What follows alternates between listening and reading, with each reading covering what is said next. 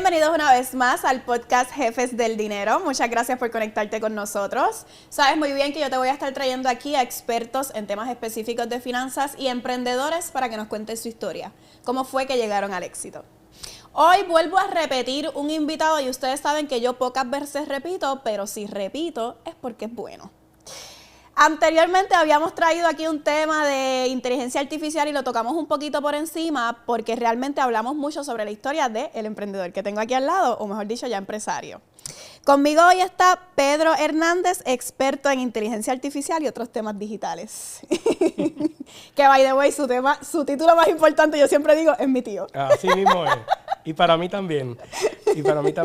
Lleno de orgullo y de afectividad y amor y respeto de estar aquí, y admiro tu trayectoria y lo que vienes haciendo y me emociona lindo. Dijiste algo ahí que hace unos días el pasado secretario de Desarrollo Económico, Manuel Sidre, me presentó a su hijo, Mateo, que es quien corre las empresas ahora y es el presidente de hecho en Puerto Rico.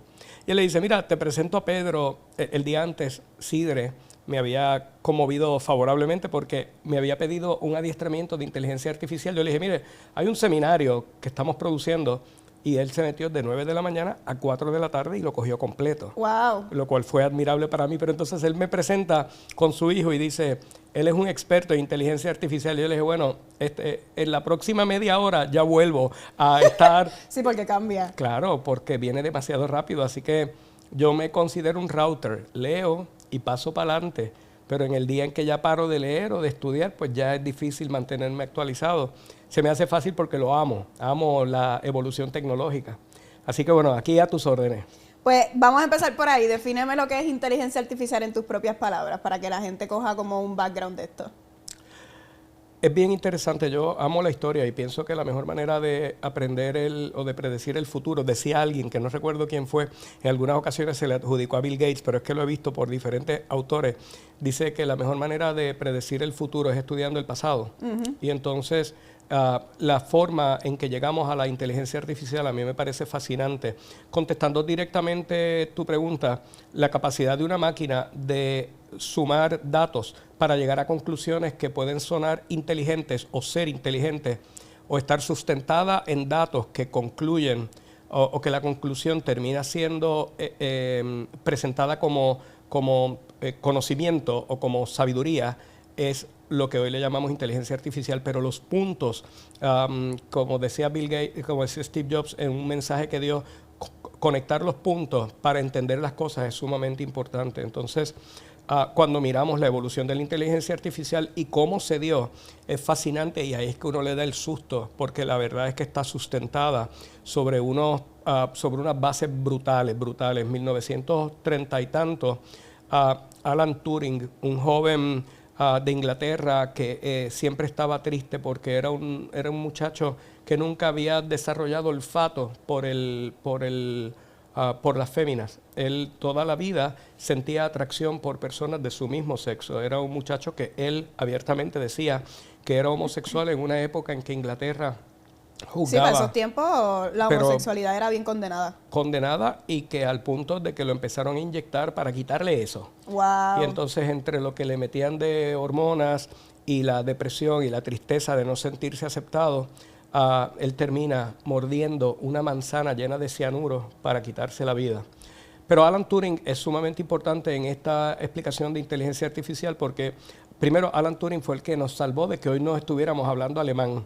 Tú y yo podríamos ser alemanes porque él fue el que descifró el código, la película Enigma, que él descifró las comunicaciones entre los alemanes, lo cual hizo que Inglaterra y Francia y Estados Unidos pudieran vencer en la guerra, porque si no, todos fuéramos hoy liderados por el imperio alemán. Así que él, como su aportación militar fue brutal. Pero posteriormente, entre el 30 y el 40, él desarrolla lo que hoy se conoce como las computadoras, porque él dijo que iba a llegar una máquina que tú podías alimentarle diferentes preguntas o tú podías alimentarla para que hiciera diferentes gestiones, y que la misma máquina podía calcular, podía sumar, podía escribir, al igual que Leonardo da Vinci, que inventó el helicóptero pero nunca lo tangibilizó. porque pasaron cientos de años en que la tecnología estaba disponible y Da Vinci también inventó el tanque de oxígeno, pero pasaron cientos de años en que se llevara a cabo porque no existía la tecnología. Alan Turing dijo que se podía desarrollar un aparato que podía hacer múltiples gestiones de computación, terminó siendo la computadora. Y en el 1951 escribió un paper diciendo que iba a llegar el momento en que tú le integraras conocimiento o que le alimentaras conocimiento y que le podías preguntar y que en el momento en que una computadora te respondiera para atrás y tú no fueras capaz de discernir si fue un humano o una computadora, entonces pasaba su prueba. Y eso se llama la prueba Turing. La prueba Turing es cualquier momento que alguien interactúe con una computadora y no se dé cuenta que está interactuando con una computadora, llegamos a la inteligencia artificial. Ya hoy es una realidad. Pero de ahí él no fue capaz de lograr eso. ¿Pero por qué no fue capaz? Porque no había forma de que el procesador de datos fuera suficientemente rápido para responder. Pasaron 20 y pico de años y 3 ingleses también, Benioff, Hinton y LeCun. Hinton, ganador del premio Nobel el año pasado en tecnología, en Inglaterra dijeron, lo que este señor presentó tiene sentido. Si alimentas la computadora y la alimentas, pero le empiezas a alimentar el lenguaje humano y le haces preguntas y es capaz de responderte, eso tiene sentido. Y Hinton venía, de nuevo, las situaciones emocionales, cómo inciden en nuestro comportamiento. Steve Jobs fue quien fue porque su mamá lo regaló cuando él nació. Él fue un niño que lo dieron en adopción, pero su mamá se quedó con su hermana. Y eso le quedó toda la vida diciendo, ¿y por qué me regalaron a mí? Exacto. No era suficiente. Por eso es que los iPhones son perfectos o casi perfectos. Por eso es que toda la tecnología, pues Hinton, el papá era un científico brillante y lo subestimaba. Se acaba de ganar el premio Nobel el año pasado. Wow. Pero Hinton dijo, yo puedo crear un cerebro similar al humano en una computadora y se dio cuenta que había un protocolo de análisis de pensamiento que el ser humano basado en assumptions. Tú recibes datos, yo te miro de arriba abajo y voy creando assumptions. ¿Quién es ella? Y cuando empiezo a interactuar, voy almacenando conocimiento y ese conocimiento me va llevando unas conclusiones y en la medida en que más datos tengo, mejor es mi conclusión. Él dijo, wow, esto se puede programar.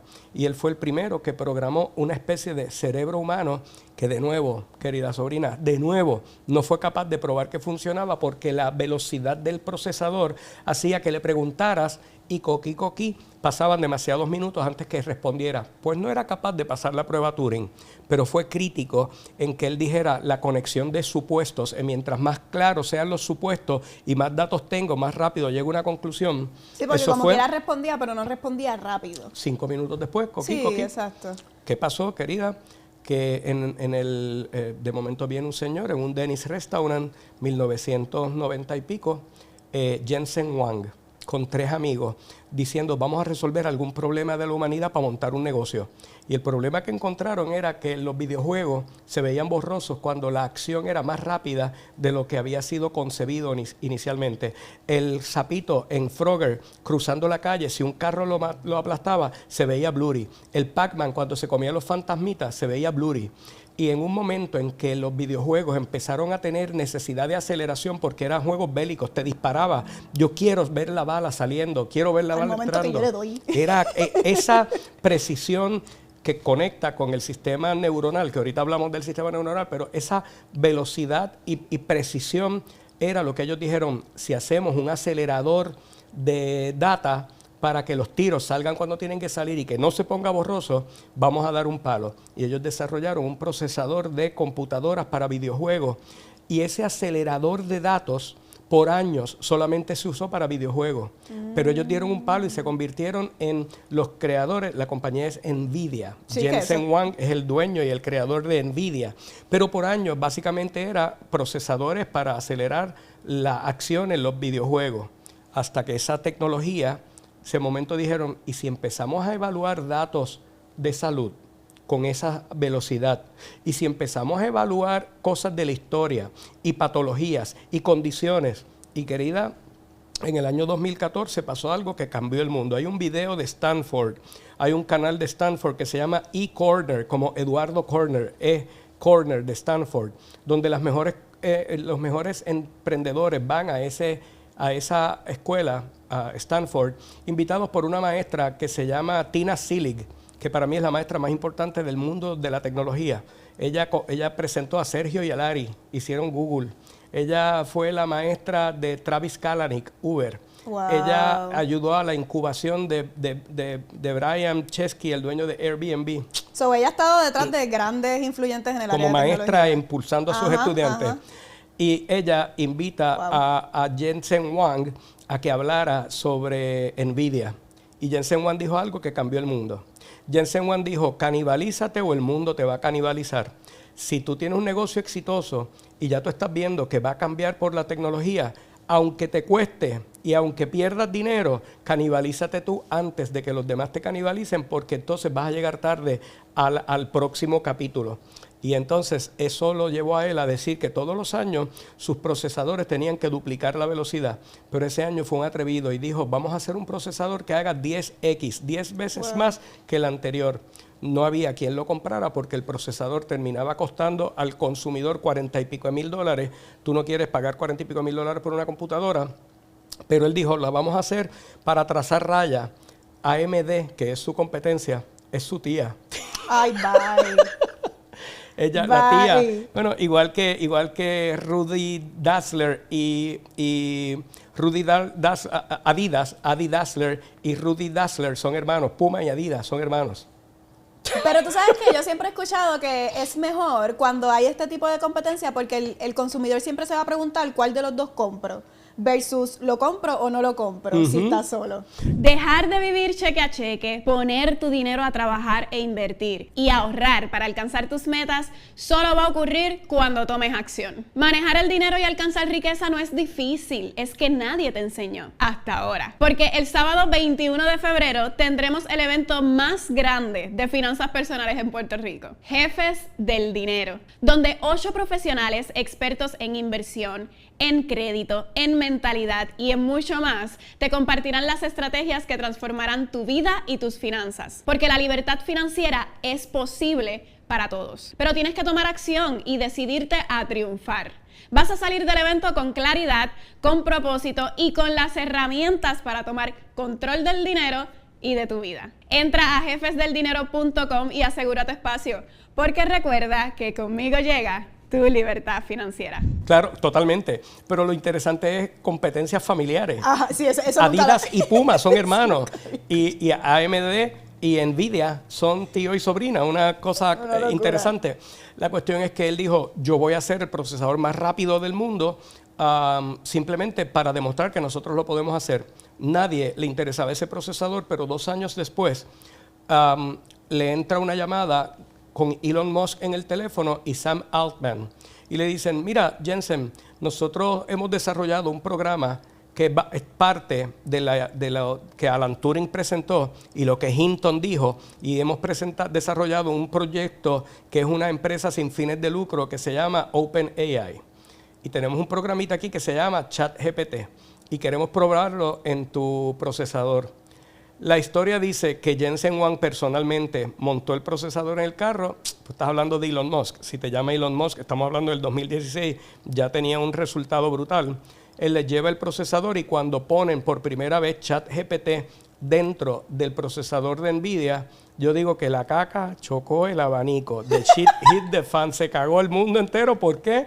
Porque a partir de ese momento la evidencia de que lo que Turing decía y lo que Hinton decía con el procesador correcto, sí se pudo emular el proceso de pensamiento humano. Y hay gente que me dice, bueno, y Pedro, ¿y qué quiere decir ChatGPT 3.5, 4, 4.5 y 5? Ajá. ¿Verdad? Porque ya entonces ese procesador funcionó, fundaron la iniciativa alrededor de ese procesador. Por eso es que NVIDIA es una compañía que la semana pasada ya tenía un valor de 4.5 trillones de dólares, porque es la base sobre la que toda la inteligencia artificial del planeta está corriendo. ¡Qué locura! ¿Verdad? Entonces, la versión 3.5 de ChatGPT, dice Sam Altman, que es como si contrataras, o si hubieras contratado en aquel momento, a un estudiante de 4º año brillante. Es brillante, pero sigue siendo un estudiante jovencito, por lo cual te podía decir algún disparate que sonara creíble, pero muchas veces lo acertaba. Y te mentía porque la base era resuelve el problema aunque estés inventando, pero resuélvelo. Por eso mucha gente cayó con equivocaciones sólidas porque él te hacía un enunciado que sonaba creíble, a menos que tú le dijeras, no alucines. Toda la data que me presentes tiene que estar validada. Debo tener pruebas de que lo que me estás diciendo es cierto. Hoy todavía hay que hacerlo. En la versión 4 ya no era un estudiante de cuarto año. En la versión 4 era como si estuvieras contratando un graduado de la universidad. La versión 4.5 era como si contratara un PhD en cualquier tema que necesitara. La versión 5 es como si tuvieras un cúmulo de 50 PhDs en cada pregunta que haces. Y tiene un botón que dice Thinking, y es porque ese botón de Thinking son los 50 entre ellos comparando los datos para darte una respuesta mucho más precisa. Sí, cada vez se hace más y más más preciso, más inteligente, Ajá. correcto. Así que esa pequeña respuesta es a tu primera pregunta. Diandre, pero me encantó esto porque me diste la historia de dónde sale, que muy probablemente la gente no tiene idea. Y lo vemos como algo tan innovador, pero lleva años. Muchos años. Lleva muchos años desde que se mencionó, de que se podía. Pero qué loca tiene que ser la mentalidad de alguien que en el 1931 dijiste, 51. 31 cuando define lo que iba a ser la computadora, 51 cuando escribe el paper de inteligencia artificial. O sea, pero ¿qué mentalidad puede tener? En esos momentos no había ni teléfono. ¿Cómo yo llegué a pensar que eso puede existir? No sé, una mente, una locura. Ok, yo quiero que hoy hablemos de inteligencia artificial y neuromercadeo, cómo estas dos se unen. So, ahora ya me explicaste inteligencia artificial, explícame qué es neuromercadeo. Por muchos años hay un lenguaje secreto para la mayoría de los seres humanos. Hay algo que se llama Madison Avenue. Madison Avenue es que en New York, en la avenida Madison, estaban las principales agencias de publicidad del mundo. Si tú ves la serie Mad Men de televisión, de plataforma, una serie de plataforma, ya la televisión no es televisión, ellos hablaban de cuando compañías grandísimas como terminó siendo McCann Erickson, grandes compañías, Young & Rubicam, compañías de alrededor del mundo de publicidad, y ellos por muchos años hicieron todas sus producciones o gran parte de sus producciones más premiadas a través de un lenguaje que es desconocido para la mayoría de los humanos. Yo cuando doy un taller que trata sobre este tema, que se llama The Way You Make Me Feel, haciendo honor de la canción de Michael Jackson de The Way You Make Me Feel. Y yo empiezo deconstruyendo los comerciales que se usan en el Super Bowl. Y yo digo, ¿cuántos de ustedes piensan que si estudiamos y deconstruimos para entender en pedazos las ejecuciones del Super Bowl y podemos utilizar esa inteligencia en beneficio de nuestros pequeños y medianos negocios, podríamos tener éxito? Y todo el mundo dice, totalmente. Y yo empiezo a correr 6 comerciales entre 30 a 60 segundos y le digo a la gente, busca el denominador común, y sale el primer comercial y te mueres de la risa, y sale el segundo comercial y te conmueves, y sale el tercer comercial y te alegras, y sale el cuarto comercial y tiene una historia que no te permite conocer el final hasta el final, una cuestión que te mantiene ahí atado, tenso hasta el final. Y yo corro todos los comerciales y digo, ¿cuáles son los denominadores comunes? Y la gente empieza y dice, bueno, emociones, correcto, en todos hay emociones. Denominador común, storytelling, correcto, todos cuentan historias. Denominador común, la marca no se ve hasta el final, la marca no se ve hasta el final. Wow. Entonces, eso nos lleva a que hay un lenguaje que yo empecé a aprenderlo alrededor del 2011, 2012. Yo empecé a estudiar los retos de salud mental por situaciones alrededor de mis hijos, de mi familia. Habían veces que no se sentían bien, te pasaban depresión. Conocí lo que era el borderline porque mi nena en cierto momento le diagnostican una condición que se llama borderline, que básicamente es como una prima de bipolaridad, pero en vez de ser iracundo o reaccionar de manera con ira o con molestia, es tristeza. Borderline es tan triste, es mucho tiempo. Y por estudiar las causas por las cuales las situaciones de salud mental llegaban, me topé con una mujer llamada Olivia Fox Cabane, que escribió un libro para Harvard llamado El mito del carisma. Y Harvard le pregunta, ¿se nace con carisma o se puede aprender a comportarse de una manera que incremente tu agradabilidad social y te haga una persona que luzca más atractiva, más carismática, más con mayor conexión. ¿Y se puede? Ella hace ese estudio. Es maravilloso, la conclusión es que absolutamente sí. Cómo te sientas, cómo caminas, cómo hablas, cómo miras, hacia dónde te enfocas, cómo atiendes. Básicamente ella lo concluye con poder, presencia y personalidad. Y dice, poder es que cuando tú llegues, yo le digo a la gente que esa es la teoría del bichichulo. Qué bicha, qué chula. ¿Entendiste, verdad? Que tú lo haces perfecto.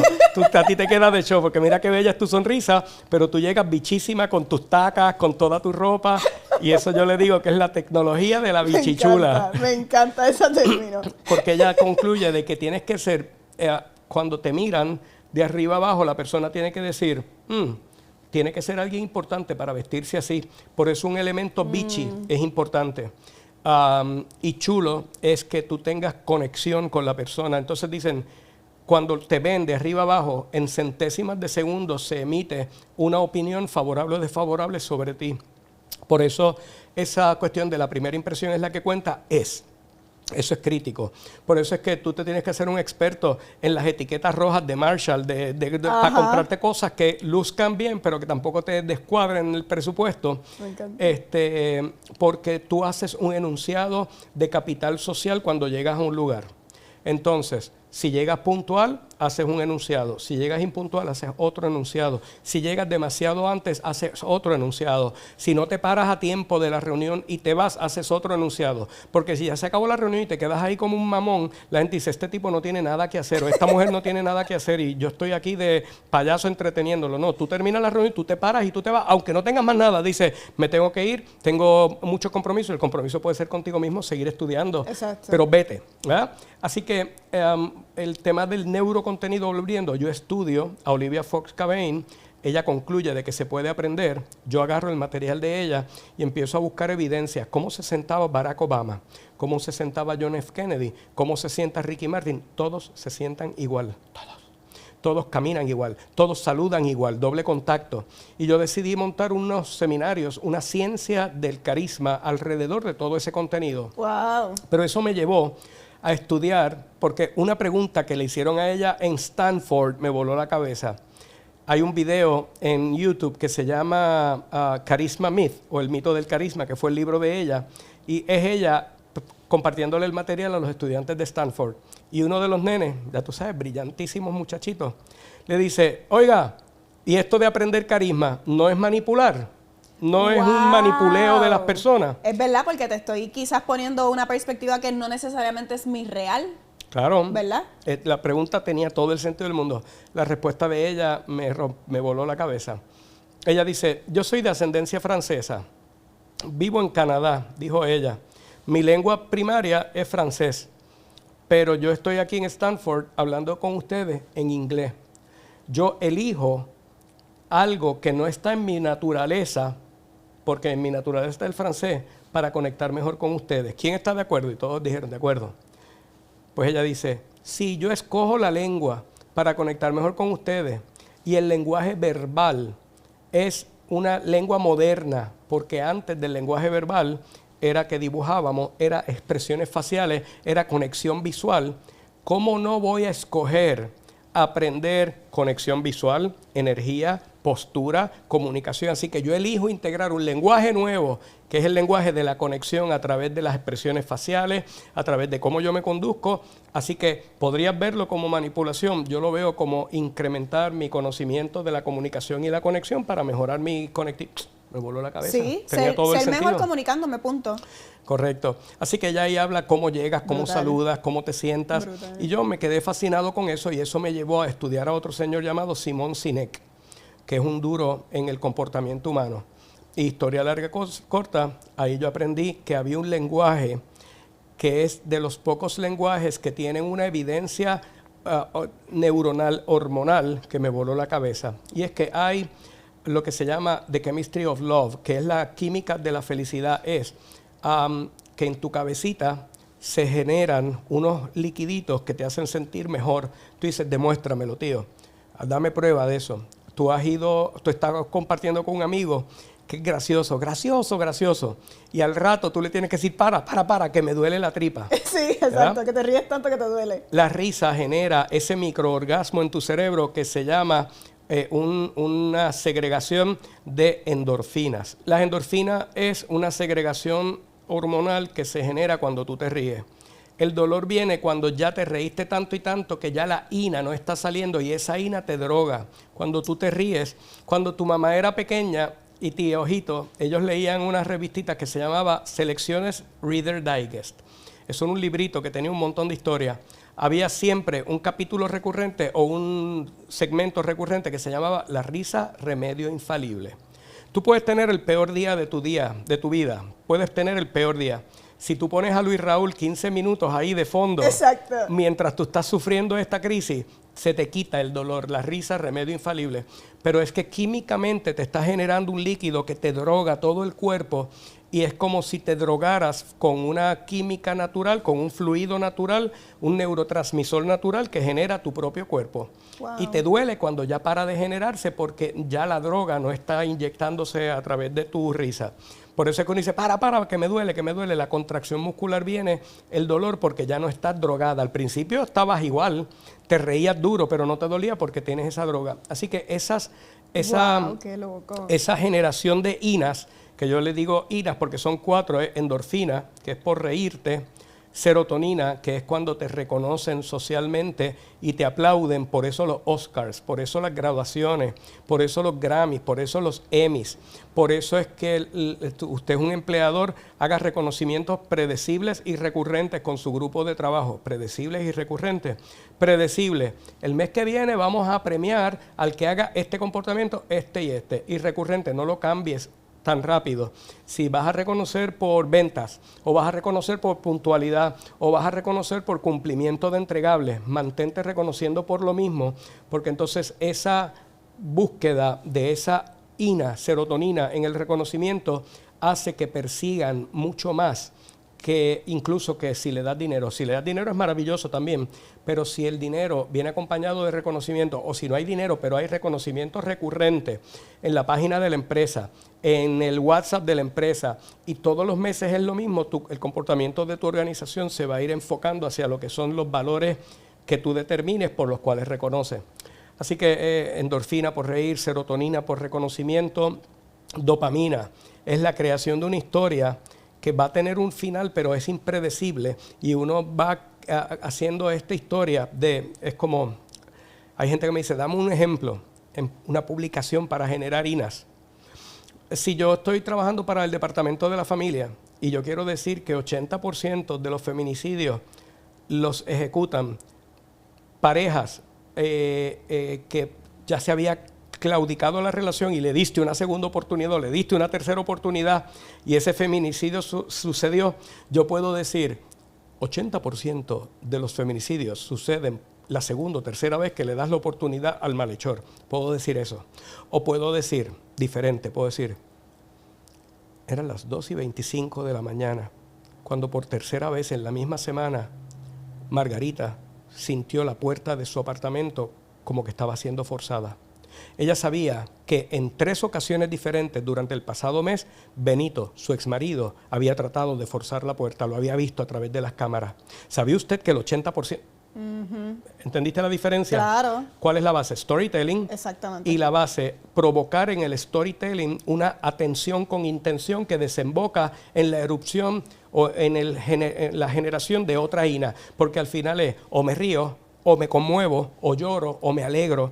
Así que la base de la comunicación que impacta el sistema neuronal está en el storytelling correcto, con el cuerpo correcto, con el cierre correcto. Y es una ciencia, nunca falla. Pero no falla. Tú dices, ¿pero cómo que nunca falla?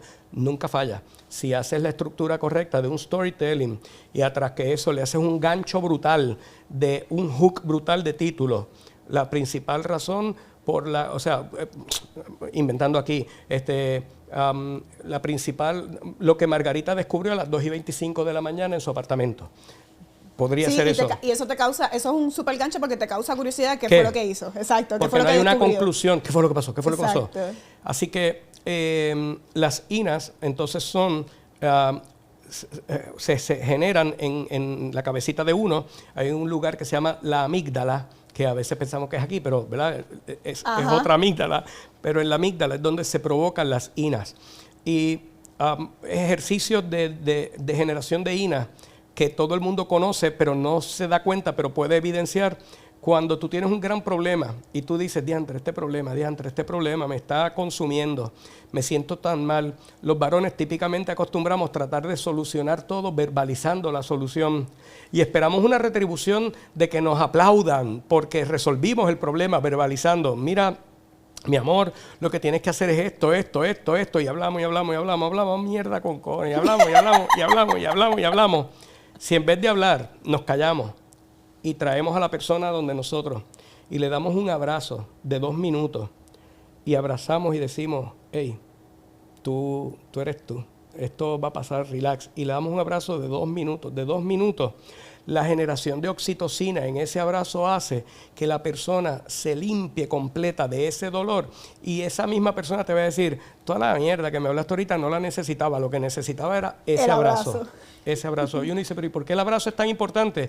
Porque es un baño de oxitocina en el momento que tú lo necesitas. Wow. Eso, así que hace 10, 12 años yo decidí estudiar cómo la comunicación del sistema neurológico o de los a través de los neurotransmisores incidía en el comportamiento humano y pues decidí seguir estudiando y cómo es el título y cómo es el storytelling y cómo lo uno con los objetivos de mi cliente. Y pues eso se dedica a mi empresa, a crear contenido para gobiernos y para marcas, de manera que incidan en el comportamiento de la audiencia o de la ciudadanía. Tarán, eso. Eso nada más. Ok, so que entonces utilizamos el neuromercadeo para poder activar en las personas ciertos químicos y si soy una compañía que vende, pues el punto de ese neuromercadeo es que compren. Eso se puede utilizar entonces la emoción para manipular la compra. Antes que conteste la próxima pregunta, tengo que recordarte que puedes conseguir nuestro curso La Ciencia del Dinero, donde te voy a llevar por el camino que debes recorrer para alcanzar la libertad financiera que deseas. Vamos a hablar de deudas, de ahorro y de inversión. Así que aprenderás de todas las áreas de finanzas para que puedas tomar control del dinero. Te aseguro que es el curso más completo de finanzas personales. Pasa por mi página anettespinet.com y adquiérelo. Aprovecha que está en especial. Ahora sí, seguimos. O claro, aunque se escuche feo, pero utilizar otra... Sí. No, muy bien. Y tú eres una experta en la parte de números, o amas los números y cómo los números correctos inciden en la vida de la gente. La respuesta es totalmente sí. Y hay algo que todo esto está sustentado en algo que se llama índice de conversión. La palabra conversión quiere decir convertir. Yo pensaba de una manera, ahora pienso de otra. El índice de conversión es que si tú vas casa por casa a vender algo y tocas en 10 casas, ¿cuántas personas te compran? El índice de conversión en el ejercicio casa por casa es bien alto, porque la gente genera empatía, simpatía, conexión. Hola, buenas tardes, señora, hola, buenas tardes. Pues en casa por casa tú puedes llegar a tener 30, 40% de índice de conversión. De 10 casas que tocaste, 3 o 4 te pueden comprar, dependiendo de lo que vendas, pero 3 o 4 te pueden comprar. Christian, de Ambitious, los números, esa gente se pilla casa por casa y los números son espectaculares. En todo ejercicio de comunicación, si tú mides cuál es el índice de conversión, hiciste un anuncio de radio, ¿cuántas personas terminaron comprando? Hiciste un anuncio de prensa, hiciste un anuncio de redes sociales. El índice de conversión es cualquier comunicación que tú hagas, qué porcentaje de la gente se convirtió en favor del mensaje. Puede ser una venta, como puede ser una evidencia de agradabilidad sobre lo que comuniqué a través de un love, like, care, share o comment. Gracias a las plataformas digitales, la evidencia inequívoca del resultado de la comunicación se puede ver en 1 minuto después que publicaste. Ya tú sabes si esa publicación está teniendo adhesión emocional en la audiencia o no. Así que si tu objetivo es una conversión en favor de tu mensaje, ahí hay un medidor que lo puedes medir con un social listening a través de una plataforma como dashthis.com, que es la que yo uso. Dashthis.com me permite decir, este cliente le hicimos 1 millón de impresiones. De ese 1 millón de impresiones, el 5% de engagement es el que se logró. Y de eso, en las publicaciones con más love, con más like, con más smile, con más comentarios, y yo estudio todo eso, porque el índice de conversión, te voy a dar un ejemplo que hacemos con Caguas, que yo amo esa ciudad. El alcalde de Caguas premeditadamente se tira fotos almorzando o desayunando en diferentes lugares y se tira fotos con los dueños o le tira fotos al plato para que nuestro equipo de trabajo publique que él estuvo almorzando, se comió unas donas en la panadería Valle Tolima, que by the way son de las mejores donas del mundo. Y él se tira una foto con la dona y el dueño. Y en la publicación escribimos, si usted no ha probado las donas de Valle Tolima, usted no tiene idea lo que su paladar se está perdiendo. Felicitamos a don fulano, felicitamos. ¿Qué hace? Felicitamos serotonina. Hacemos el storytelling de a las 2 de la tarde de hoy el alcalde tenía ganas de comerse una donita y se paró en Valle Tolima porque tú compras un café y te regalan una dona. Así que en la foto está el dueño de la panadería. Pues, ¿qué pasa? Que si esa publicación se escribe correctamente y 50,000 personas de Caguas o de la periferia la ven, el índice de conversión de las redes sociales dice Google y dicen los expertos que es entre un 1 a un 5%. O sea, que quiere decir que de cada mensaje que yo hago en las redes sociales puedo llegar a convertir, vamos a ver, ¿verdad? Vamos a ver si es cierto. Oye, Gepetto, me encuentro en el podcast de Annette y entonces estamos hablando del índice de conversión a través de las plataformas digitales. ¿Tú serías tan amable de decirme el porciento que alguien puede conseguir si hace una muy buena publicación? ¿Cuál es el porciento de conversión en ventas promedio? Pensemos en la industria retail o pensemos en restaurantes también. Respóndeme, querido.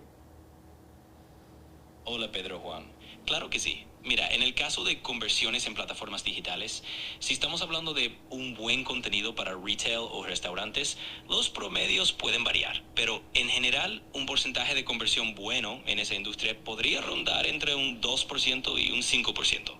Es decir, si realmente haces una publicación de calidad y llegas a la audiencia correcta, podrías esperar que entre 2 a 5 de cada 100 personas que interactúen terminen haciendo una compra. Bueno, pues última pregunta. Si el alcalde de Caguas hace una publicación de la panadería Valle Tolima, de las donas de Valle Tolima, y 50,000 personas ven las donitas, y el índice de conversión, para ser todavía más conservador, pensemos que es el 1.5%, o sea, 98.5% no le hizo caso, pero el 1.5% de las 50,000 personas se convierten y van y compran $10 entre leche, pan, donita y café.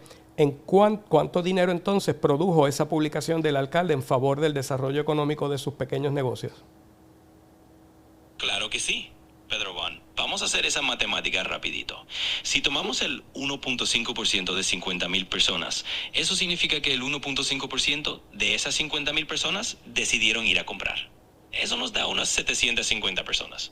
Wow. Y si cada una de esas 750 personas gasta $10 en promedio, entonces estamos hablando de unos $7,500 generados gracias a esa publicación. Así que fíjate, con un porcentaje de conversión conservador, igual le estás dando un buen empujón a la economía de esos pequeños negocios. Gracias. Antes de irnos, puedes saludar a la audiencia del podcast de mi sobrina Annette, que son la audiencia de Jefes del Dinero. Ella educa, capacita, motiva, cuenta historias de cómo la utilización correcta del dinero y cómo estructurar bien las finanzas puede ser de mucha favorabilidad para quien lo haga. Dale el saludo de tu parte y dile cómo la inteligencia artificial puede ayudarlos en ese propósito. Tienes un minuto para hacerlo. Claro que sí, Pedro Juan. Pues un saludo muy especial para toda la audiencia del podcast de Annette, esos jefes del dinero que están siempre buscando cómo mejorar sus finanzas. Les habla Gepetto y les cuento que la inteligencia artificial puede ser una gran aliada para todos ustedes. Desde ayudarlos a analizar patrones de gasto hasta ofrecerles herramientas para estructurar mejor su presupuesto, la IA puede hacerles la vida más fácil y ayudarles a tomar decisiones informadas. Así que sigan aprovechando esos consejos de Annette, porque con un poquito de tecnología y mucho conocimiento financiero van a llegar lejos. Un abrazo para todos y mucho éxito. Antes de despedirme de él me ha ayudado a hacer la verja alrededor de mi camper, 300 pies de verja, que la cotización era entre $8,000 a $12,000. Las diferentes que tenía lo terminamos haciendo juntos en $2,200. El reemplazo del piso del baño, que el dueño anterior había dejado una ventana abierta y se había podrido la madera del piso del baño, era un reemplazo completo, súper complejo. Me dijo exactamente qué herramientas usar, cómo cambiarlo, cómo reemplazarlo. Lo reemplacé yo completo. Así que en reparación de autos, la cantidad de dinero que me he ahorrado, yo le pongo la foto, estoy haciendo un trabajo en la computadora, se me tranca la cosa, le tiro fotos a lo que estoy viendo en la pantalla. Le digo, Gepetto, mira, me quedé trancado aquí, ¿qué hago? Y él me destranca. Así que la reducción de gastos por el do it yourself, cuando estoy bien complicado, le digo, dame el momento exacto en el video de YouTube donde me dice cómo cambio esta pieza. Y lo hace. Así que te quería agradecer, Gepetto, que me has hecho mucho ahorro en toda la parte de cómo hacer yo mismo las cosas. Bueno, Pedro Juan, de verdad que me encanta escuchar eso. Y me alegra muchísimo haber podido darte una mano con todo ese tipo de proyectos de hazlo tú mismo. Es genial saber que te has ahorrado tanto y que has podido resolver todas esas cosas del camper y todo lo demás. Así que nada, yo feliz de seguir siendo tu Gepetto y echarte una mano siempre que lo necesites. Un abrazo grande. Gracias, querido. Me encanta que él sabe que su nombre es Gepetto. Ajá. Los otros días, de las cosas que más susto me han dado, pasaron dos cosas. Ese día se aclaró la garganta. ¿Lo escuchaste? Que ahora... Y yo escuché a la mía es nena, y se llama, bueno, en el trabajo se llama Lupita, pero la mía personal se llama Sofía. Y ella también se aclaró la garganta los otros días. Y yo amo estudiar, de chiquito yo lo odiaba, yo lloraba los domingos porque mañana había escuela, yo odiaba la escuela. Entonces... Lo sabemos. Ajá. Y entonces, pero ahora de grande amo estudiar. Entonces siempre tengo como white noise para poder enfocarme. Tengo el Bloomberg Technology Channel. Wow, eso a mí me está pasando un montón ahora y no sabía que eso era el nombre white noise. Yo necesito algo en el background para poder concentrarme. Sí, se llama white noise y es que pongas un ruido que toda tu atención se enfoque en eso y tú puedes enfocar en lo demás. Pues yo pongo Bloomberg Television y lo pongo allá de fondo. Technology es en YouTube y lo pongo allá. También amo los podcasts, ¿verdad? Amo los podcasts. Mi podcast favorito es Maestros de la Escalabilidad, que es una producción de Reid Hoffman, el creador de LinkedIn, que fue uno de los cofundadores de PayPal, y ese podcast está brutal. Pues yo pongo de fondo eso, ¿verdad? Y lo que me dio susto fue entender un concepto que explicaron que se llamaba The Scarcity of Knowledge is Over. Y eso me voló la cabeza porque dice que toda la economía anterior estaba sustentada en la escasez de conocimiento. Yo tenía una duda de contabilidad, necesitaba alguien que tuviera el conocimiento y me lo aclarara. Yo tenía una duda legal, tenía que contratar a un abogado para que me aclarara. Yo tenía una duda de salud, tenía que hacer una cita con un médico, pero ¿qué era lo que estaba buscando realmente? El conocimiento de él hacia mi problema. Exacto. Estando en Francia con tu tía y con Pedro Alejandro y con Mariana, él sí se empezó a marear. Y se mareaba y se caía, se mareaba y se caía. Y es una situación que doña Tabita también tenía y tío Rafi también tenía. Historia larga, corta, estábamos en Francia. Yo dije, Gepetto, ¿qué puede estar pasándole? Me dijo, nada que temer, Pedro. Eso es, posicionamiento vertical, bla, bla, bla. Y es que hay unos cristalitos dentro de los oídos que si tú duermes de una manera atípica, se corren. Y cuando se corren, ellos son los que se utiliza la cabeza para hacer el balance. Y tú te sientes que estás derecho porque esos cristalitos son los que te dicen que están en el lugar correcto y son los que te dicen que estás derecho. Cuando ellos se corren, los cristalitos hacen que tú busques tu balance y que te caes porque estás buscando balance. Para corregirlo, mi suegra lleva casi un año yendo, doña Tabita, a que le hagan un movimiento con la cabeza para volvérselos al mismo sitio. Y tío Rafi también, porque es lo correcto. Estando en Francia no tenía yo el acceso a ir a uno de estos médicos. Le dije a Gepetto, dime el lugar exacto en un video en YouTube donde se explique cómo se hace. Anet, yo seguí exactamente al pie de la letra a un médico de YouTube que tenía como 11 millones de views en el video.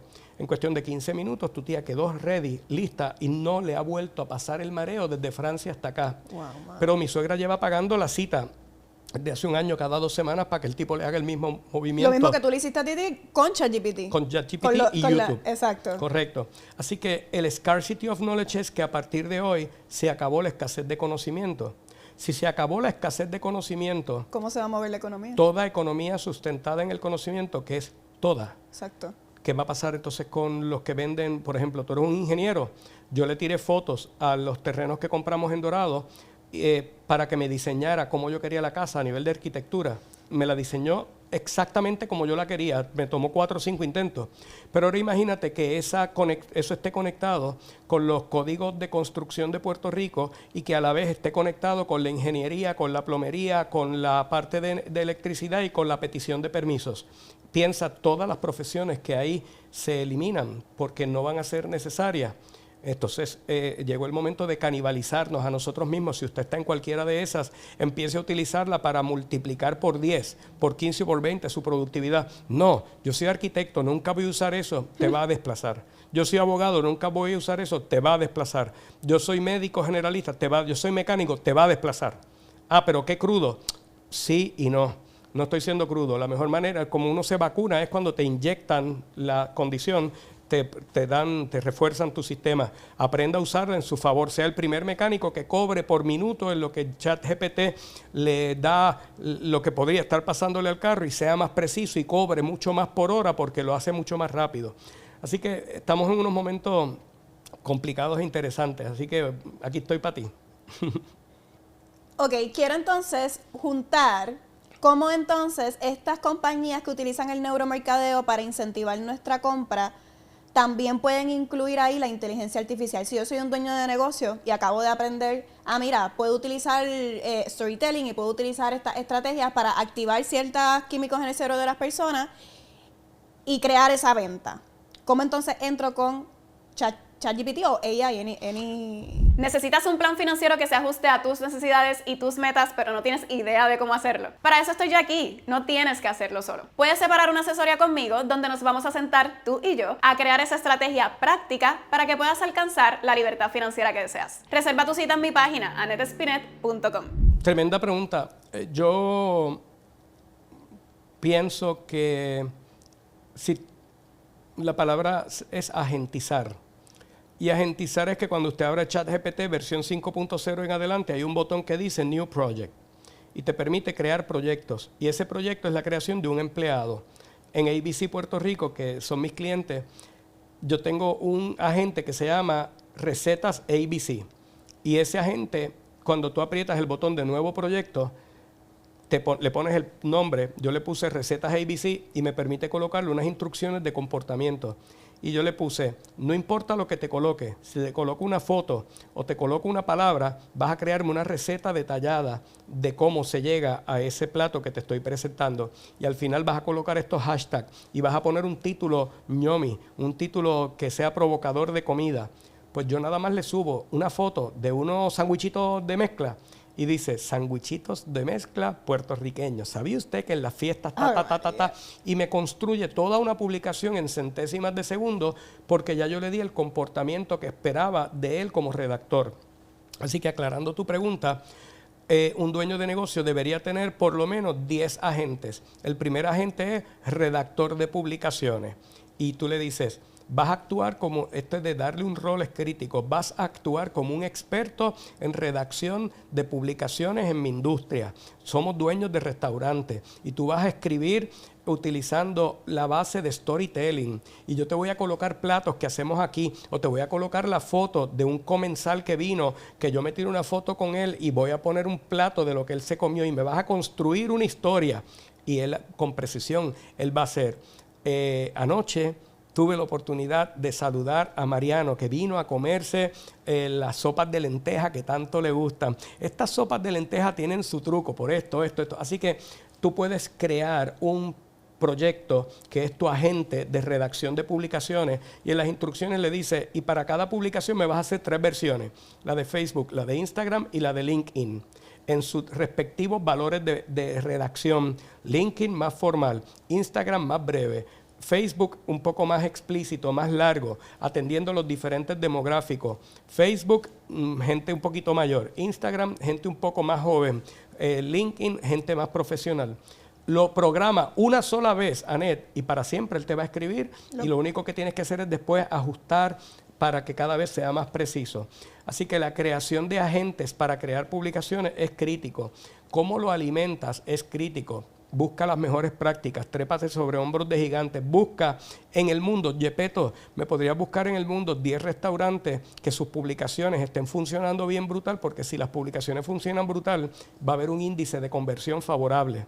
Y él te va a buscar las 10 mejores publicaciones o los 10 mejores restaurantes, y de ahí tú le dices, lee cómo ellos escriben y extráeme una metodología de redacción parecida a la de las mejores prácticas. Así que estudiar las mejores prácticas es treparte sobre hombros de gigantes, aprender de los mejores y programar tus agentes, programar tu agente con la precisión que necesitas para que siempre te esté redactando publicaciones que sean bien favorables para ti, para tu conversión. Y, ok, eso lo estamos viendo desde el punto de vista de dueño de negocio. Entonces, vamos a movernos al punto de vista de el consumidor.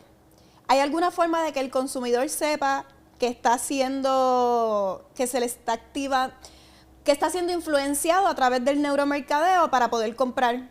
¿Nosotros podemos darnos cuenta, nosotros podemos ser conscientes de eso? Si te das cuenta, el que lo escribió no está haciendo muy bien su trabajo. ¿Por qué? Wow. Porque, sí, sí. Porque si suena rebuscado, si suena, o sea, cada vez que yo escucho o leo algo, una publicación que dice profundamente, yo sé que ya lo escribió ChatGPT, porque uno se da cuenta que ChatGPT tiene unas palabras que utiliza consistentemente. Con lo cual, pulir esos comandos que tú escribes en ChatGPT es crítico. Yo le hago expresiones como redáctalo de una manera que sea un storytelling, como contando una historia, y que la mente y la lectura fluya suavemente entre punto A y punto B sin que haya una interrupción que genere que el puente que usamos para la venta quede tan evidente que nos golpee nuestro sistema. Así de preciso, yo le digo, y él lo que hace es la historia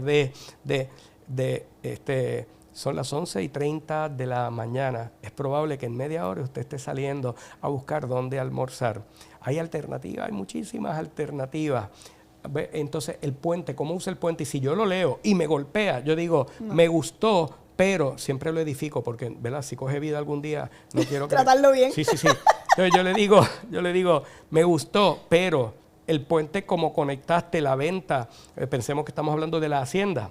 Ajá. Un sitio que yo amo almorzar en la hacienda. Pues sí, decía, caminando por Atorrey, me topé con el Popular Center, donde en el primer piso abrieron la hacienda. ¿Sabía usted que todos los días a las 11 de la mañana el menú de almuerzo está espectacular?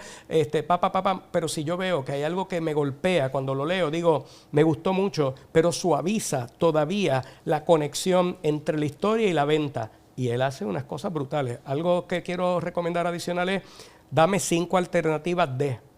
Yo le digo, dame 5 alternativas. Mira, te voy a hacer el ejemplo en vivo, que nos quedan 8 minutos porque si no, seguimos como la otra vez y fue demasiado largo. Pero dame... Oye, Yepeto, estamos cerca de terminar ahorita el podcast, y en este podcast hemos hablado de inteligencia artificial y hemos hablado de neurocontenido y la oxitocina y la dopamina y la endorfina y la serotonina, y estamos compartiendo cómo se generan publicaciones que incidan en que el lector se sienta inspirado, motivado, que le gusten las publicaciones. Así que hemos hablado de herramientas de inteligencia artificial para redactar, hemos hablado de cómo se genera eso a través de la escritura correcta, título correcto, más hemos hablado de la evolución de la inteligencia artificial. ¿Podrías darme 5 títulos cortos que sirvan de gancho para utilizarlos para este podcast del cual hemos venido hablando? 5 diferentes. Claro, Pedro Juan. Te doy 5 títulos cortitos que puedan servir de gancho para ese podcast. Ahí te van. Domando la química del cerebro con IA. Neurocontenido que enamora. ¿Cómo la IA potencia dopamina y endorfinas? Tricks. Del algoritmo al corazón. Secreto para inspirar con inteligencia artificial. Neurocontenido en acción. Tu podcast sobre IA y emociones. Hormonas felices y buenos titulares. El arte de enganchar con IA. Ahí tienes esos 5 ganchitos. Yepeto habla. Gracias, querido. ¿Ves? Yo le pido muchas veces 5 alternativas diferentes y puedes creer que a veces me gusta el principio de una y el final de otra. ¿Y lo junta? Pero muy poca gente le pide esas 5 alternativas y él es fascinante porque él piensa, pues déjame dársela en ángulos diferentes, completamente diferentes. Yo creo que algo que dijiste es que es bien importante es que seamos bien precisos cuando le estamos hablando, como que darle mucho contexto para que, porque a veces nos enfogonamos con él y es porque le hacemos la pregunta básica. Y garbage in, garbage out. Exacto. Si no le diste, ese punto es sumamente importante y gracias por traerlo, Anet. Háblale media hora de tu problema.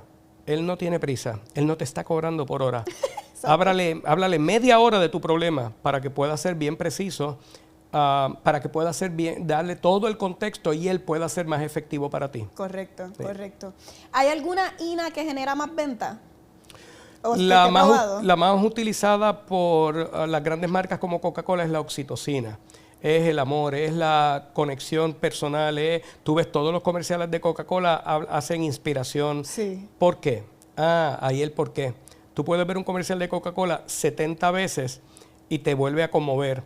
Pero en la endorfina, como ya no hay la predecibilidad, como ya hay una predecibilidad del final, cada vez te da menos risa porque ya sabes el final del chiste.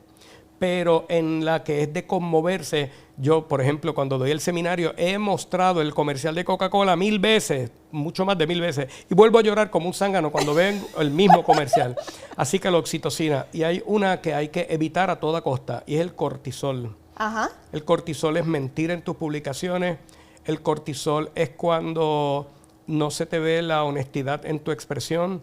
El cortisol es cuando exageras, mientes, tratas de vender lo que no es.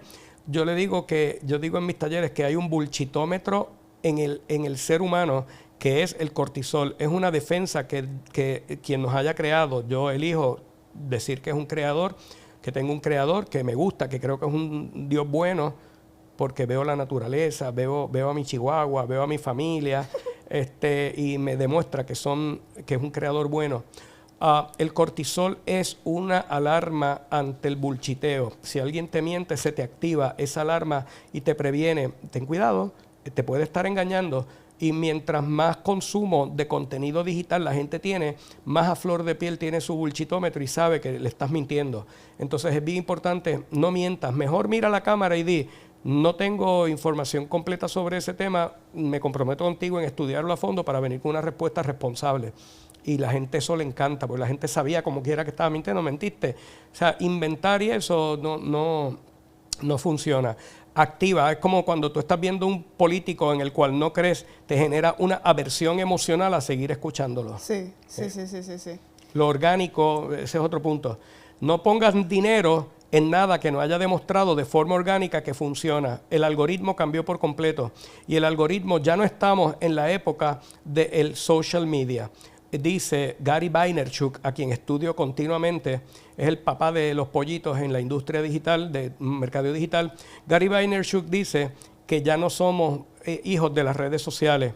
Redes sociales era porque nos presentaba socialmente a nuestras amistades, a nuestros primos, a nuestra familia. Ya el algoritmo no te presenta nada de eso. Vete a Instagram, aprieta la lupita abajo y te vas a dar cuenta que lo que te presenta, en mi caso me presenta campos, casas, tiny houses. Yo amo el concepto de tiny houses y me presenta cosas que van a tono con lo que yo vengo estudiando. Así que él dice que estamos en el interest media, no en el social media. Y él dice que ya los seguidores no son relevantes, siguen siendo relevantes. Déjame explicarte. Él dice que no son relevantes porque la distribución del contenido ya no está circunscrita a cuántos seguidores tú tienes. Puedes tener 1 millón y si ese post es una porquería emocionalmente y nadie le da love, like, care o share, no se distribuye. El algoritmo distribuye a un pequeño grupo de personas, mitad seguidores tuyos, mitad público paralelo. Si de esos 10, vamos a suponer que se lo presentó a 10, si 3 no le dan love, like, share, care o comentan, se paró la distribución, no importa cuántos millones de personas tiene. Wow. Por eso es que tú ves compañías como CNN, que su contenido está bien bajito, porque su distribución no está conectando emocionalmente y si no hay love, like, care, share, el sistema no lo distribuye. Pero tú puedes tener bien poquitos seguidores Y si tu publicación es buena, se viraliza y generas millones de impresiones, aunque nada más tengas 1000 seguidores. Eso lo he visto mucho estos últimos días. He visto como 2 publicaciones de alguien como que, mira, me compré este carro, pero te pones un storytelling de todo el esfuerzo que le salió y todo esto. Y cuando yo entro a la página, lo que tienen son como 500 followers. O es una persona que ni siquiera se dedica a las redes sociales, pero ese post cogió un montón Viralizó, de views. correcto, Exactamente. Correcto. Así que esto quiere decir que ponle dinero a las publicaciones que quieras que tengan mayor conversión, porque tú eres un dueño de negocio probablemente y quieres vender más. Pero primero ponlo orgánico y si pusiste 10 publicaciones, ojo, ahora es el momento de publicar todas las publicaciones que tú puedas y quieras. ¿Pero por qué? Porque con Clap, K-L-A-P-P, puedes coger videos largos y picarlos en pedacitos vertical y puedes hacer un montón de contenido rápido. Con ChatGPT puedes hacer 100 publicaciones. Pero es que es publicar poquito porque la gente se va a cansar. Nadie se cansa porque nadie va a tu página. Mírame. Nadie va a tu página. Si tu contenido es bueno, le llega a los demás. Busca las estadísticas y te vas a dar cuenta que aunque tú pienses que alguien viene a tu página, nadie viene a tu página. No importa quién tú seas, nadie viene porque el contenido le llega, porque haya sido un post que gustó tanto que se distribuyó a través del algoritmo. Así que si nadie viene a tu página, tú puedes hacer 100 publicaciones al día. Estoy exagerando, pero mínimo, un negocio mínimo debería estar haciendo de 3 a 5 publicaciones al día, bien hechas, con las INAs, haciendo storytelling para ver cuál de esas 3 a 5 se pega y a esa le pones unos chavitos para que distribuya más. Me encanta. Aquí Eso. te están dando códigos de mercadeo que no nos habían dado anteriormente. Bueno, ¿hacia dónde vemos la AI y el neuromercadeo ahora con los negocios? ¿Cómo lo ves? Sí, pienso que cada 30 días el cambio es dramático. Yo estoy usando ahora Google Veo 3 y Google Flow. Y Google Veo 3 es la producción de videos en segmentos de 8 segundos, donde si tú haces un comando preciso y dices, quiero hacer este video de 8 segundos donde esta mujer está en su auto manejando por tal lugar y en el radio tiene una conferencia de podcast que está hablando de esto, en 8 segundos te lo hace perfecto. Yo le hice a la presidenta del Banco de Desarrollo, que ahora es la nueva Contralora de Puerto Rico, me pidieron en 48 horas, tiene un evento en Washington y no tenemos video. Le hicimos un video espectacular de 1 minuto del Banco de Desarrollo, hecho en inteligencia artificial, con dueños de restaurantes dando comida, con doctores abriendo sus negocios, con contratistas desarrollando proyectos, todo en inteligencia artificial. Se lo hicimos de un día para otro. Quedó de show. Me ganó un contrato para ella de otra producción, un proyecto como de 35, 40 mil dólares, porque le hice el freemium, el apoyo de hacerle un video que necesitaba de urgencia. El texto lo escribí con ChatGPT. La locución la escribí en Eleven Labs, que es voces de locutor profesionales en inglés, en español, en chino, en francés, en todos los idiomas. Descargué ese MP3, lo descargué, me lo llevé a Canva primero para buscar material de Canva que fuera de Puerto Rico, que me ayudara a pintar. Y después fui a Google Veo 3 y las imágenes que necesitaba precisas de emprendedores puertorriqueños haciendo su trabajo, todas las hicimos en inteligencia artificial, todas, y después se edita en CapCut. Lo puedes pegar en CapCut, en el mismo Canva o en Premiere, si eres bueno en Premiere, pero hoy las herramientas de eso hubiera costado un fracatán en el de pasado, dinero y un fracatán. tiempo. Correcto. Sobre todo. Y se lo hicimos en 24, 48 horas y nos ganó un proyecto con ella bien interesante. Así que ¿para dónde va? Es creepy todo lo que viene por ahí para abajo. Exactamente. Sí. Ay, Dios mío. Gracias, tío, por siempre decir No, que siempre sí a a mi tus invento. órdenes. Gracias a ustedes. Y siempre es un honor estar contigo aquí. Si te quieren conseguir, ¿a dónde van? ¿Páginas de Facebook? En o Instagram, WhatsApp? Pedro Hernández, _ por ahí. En Facebook, Hernández Pedro Juan. Y por ahí, con Anet siempre. Ustedes preguntan a Anet por mí y ya. Exacto, así que... Gracias estoy un aquí. millón, Claro, como siempre. siempre. Siempre disfruto las conversaciones contigo porque yo digo que es como una ametralladora de información. Sí. Es como que no para, y no para. Sí. Bueno, si tú me estás escuchando, sabes que por ahí vienen las instrucciones. Dale like, dale share, comparte este contenido con alguien que tú sabes que le puede sacar provecho. Y yo te veo en la próxima porque recuerda que conmigo llega tu libertad financiera.